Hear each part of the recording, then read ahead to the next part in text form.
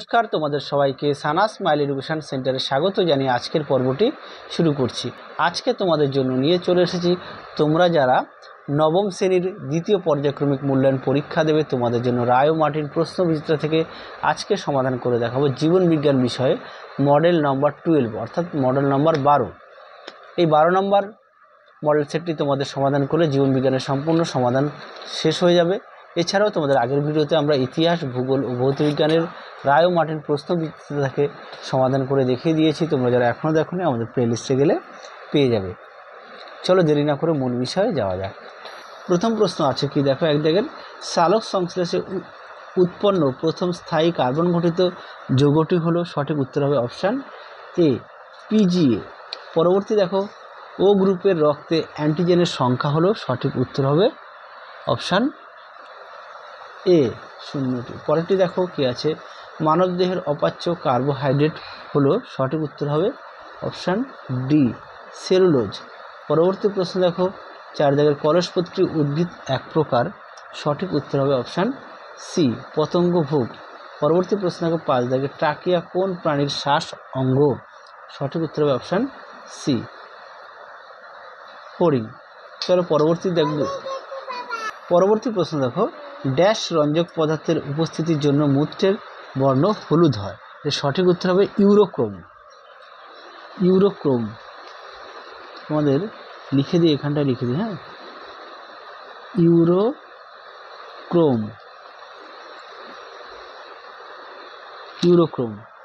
চলো পরবর্তী প্রশ্ন দেখো কি আছে, 2 দাগের পতঙ্গদের রক্তপূর্ণ সিলমকে ড্যাশ বলে, সঠিক উত্তর হবে হিমোসিল বলে। কি হবে? হিমোসিল।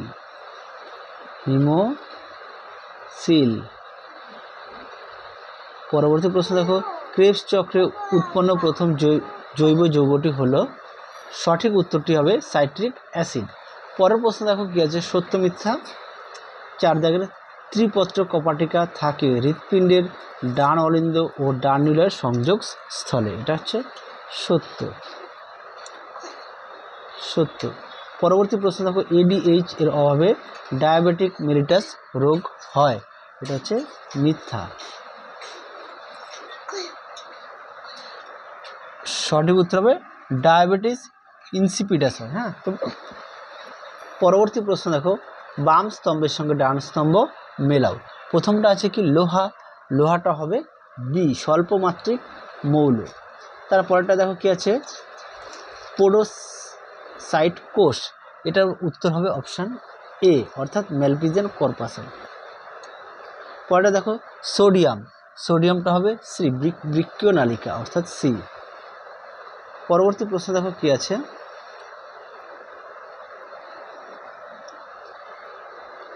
একটি শব্দ বা বাক্যের উত্তর লেখো যে কোনো 3টি। আমি তোমাদের সমস্ত প্রশ্নের উত্তরই দেখিয়ে দেব। একজন প্রাপ্তবয়স্ক লোকের প্রত্যহ মূত্র ত্যাগের পরিমাণ লেখো, এটা উত্তর হবে 1.5 লিটার। 1.5 লিটার। আচ্ছা, পরবর্তী প্রশ্নটা একটু দেখে নাও, আমি উত্তরটা তোমাদের পাশে লিখে দিচ্ছি। পরবর্তী প্রশ্ন দেখো কি আছে, একজন সুস্থ প্রাপ্তবয়স্ক ব্যক্তির বিএমআর কত? আচ্ছা, এটা হচ্ছে পুরুষের ক্ষেত্রে কিন্তু 40 ক্যালোরি আর মহিলাদের ক্ষেত্রে 37 ক্যালোরি। অর্থাৎ আমি তোমাদের এখানটায় লিখে দিই, পুরুষ বলে লিখে দিই। হ্যাঁ, পুরুষ হচ্ছে তোমার গিয়ে 40 ক্যালোরি 40 কেসিএল। আচ্ছা, তারপরটা মহিলা, তাই তো, মহিলা হচ্ছে 37 কেসিএল। পরবর্তী প্রশ্ন দেখো সালোক সংশ্লেষের আলোক নিরপেক্ষ দশায় CO2 গ্রাহককে তা স্থির করে লেখো, উত্তরটা দেখো। পরবর্তী প্রশ্ন দেখো সালোক সংশ্লেষের আলোক নিরপেক্ষ দশায় CO2 গ্রাহককে তা স্থির করে লেখো, এটা হচ্ছে RUBP। আচ্ছা, মনে হয় এই প্রশ্নটা একবার বলেছি। পরবর্তী প্রশ্ন দেখো আমি অর্ধভেদ্য পর্দার মধ্য দিয়ে কম ঘনত্বযুক্ত দ্রবণ থেকে বেশি ঘনত্বযুক্ত দ্রবণে ছড়িয়ে পড়ে, এখানে আমি কি, এটা হচ্ছে দ্রাবক অণু। পরবর্তী প্রশ্ন দেখো কপ্রোফ্যাগি কাকে বলে, একটা উদাহরণ দাও। চলো এই প্রশ্নের উত্তরটা দেখো, তোমাদের দেখিয়ে দিচ্ছি।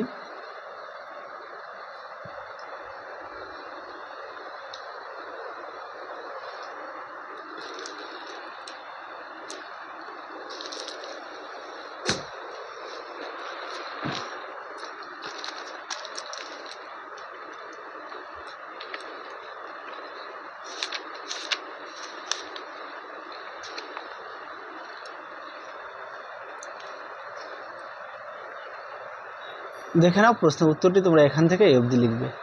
দেখে নাও প্রশ্নের উত্তরটি এখান থেকে এই অবধি লিখবে।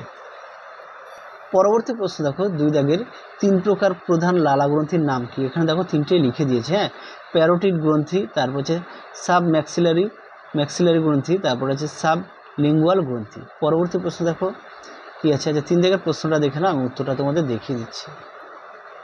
দেখে নাও প্রশ্নের উত্তরটি সুন্দর করে দেওয়া আছে। চলো পরবর্তী প্রশ্ন দেখো। পরবর্তী প্রশ্ন দেখো কি আছে।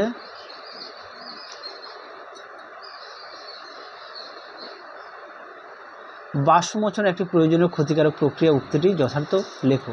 প্রশ্নের উত্তরটা দেখো, দেখে নাও প্রশ্নটি, তা উত্তরটা দেখে নাও, তোমরা এখান থেকে লিখবে। চলো উত্তরের বাকি অংশটুকু দেখাই। দেখে নাও উত্তরটি সুন্দর করে দেওয়া আছে, এই পর্যন্ত উত্তরটা লিখবে। তোমরা একটু বেশি লিখতে হবে, নাহলে পাঠ্য বইতে দেখবে তোমাদের সুন্দর করে দেওয়া আছে, সেখান থেকেও তোমরা পড়ে নিয়ে লিখতে পারো। পরবর্তী প্রশ্ন দেখো কি আছে। উল্লেখিত বিষয়গুলির উপর নির্ভর করে ধমনী ও শিরার পার্থক্য লক্ষ্য। একটা হচ্ছে উৎপত্তিস্থল, আর হচ্ছে প্রাচীরের গঠন। চলো প্রশ্নের উত্তরটা দেখো। দেখে নাও প্রশ্নের উত্তরটি, প্রাচীর আছে আর উৎপত্তিস্থল আছে, সুন্দর করে দেওয়া আছে, তোমরা একটু দেখে নাও। এই পার্থক্যটা খুব আসে পরীক্ষায়, তোমরা অবশ্যই ভালো করে পড়বে। পরবর্তী দেখো 6 দাগের প্রশ্নের উত্তরটা দেখো। তার আগে বলি, তোমরা যারা আমাদের চ্যানেলে নতুন দেখছো সবাইকে অসংখ্য অসংখ্য ধন্যবাদ। এখনও যারা আমাদের চ্যানেলটি সাবস্ক্রাইব করো, তোমাদের কাছে আমাদের বিশেষ অনুরোধ, আমাদের চ্যানেলটি সাবস্ক্রাইব করে পাশে থাকা বেল আইকনটি অল করে দেবে।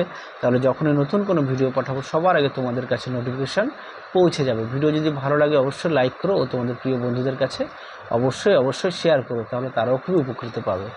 দেখে নাও প্রশ্নের উত্তরটা তোমরা এখান থেকে এই অবধি লিখবে। এখান থেকে এই অবধি উত্তরটা লিখবে। দেখে নাও প্রশ্নের উত্তরটি। পরবর্তী প্রশ্ন দেখো, অর্থাৎ শেষ প্রশ্ন, রজনের অর্থনৈতিক গুরুত্ব লেখো। দেখো প্রশ্নের উত্তরটি। তোমাদের আরও একটি গুরুত্বপূর্ণ কথা বলি, তোমরা কিন্তু তোমাদের সমস্ত বিষয়ে পাঠ্য বইয়ের উপর অবশ্যই জোর দেবে, আর পাঠ্য বইটি অবশ্যই খুঁটিয়ে পড়বে। অবশ্যই পাঠ্য বই খুঁটিয়ে পড়বে। দেখে নাও রজনের অর্থনৈতিক গুরুত্ব, সুন্দর করে দেওয়া আছে। দেখো কি আছে। 1 নম্বরে পাইন গাছ থেকে প্রাপ্ত রজন ভার্নিশ শিল্পে ও কাঠের রং করতে লাগে। 2 নম্বর হচ্ছে হিং গাছের থেকে প্রাপ্ত হিং রান্নায় ব্যবহৃত হয়। 3 নম্বর হচ্ছে শাল গাছের থেকে প্রাপ্ত ধুনো পূজা অর্চনার কাজে লাগে। এছাড়াও ফিনাইল কালি তৈরিতেও রজন লাগে। তাহলে তোমাদের 12 নম্বর মডেল সেটটি সমাধান করে দিয়েছি। তার মানে আমাদের জীবনবিজ্ঞানের 12টাই মডেল সেট ছিল, 12টাই সমাধান হয়ে গেছে। তাহলে আজকের মতো এখানে সমাপ্ত করছি। আবার দেখা হবে খুব শীঘ্রই তোমাদের পরবর্তী ভিডিওতে। আর তোমাদের সাজেশন সেটগুলো উত্তর সহকারে যেগুলো দেওয়া আছে সেগুলো কিন্তু অবশ্যই তোমরা দেখবে। চলো তাহলে তোমরা সবাই সুস্থ থেকো, ভালো থেকো, টাটা।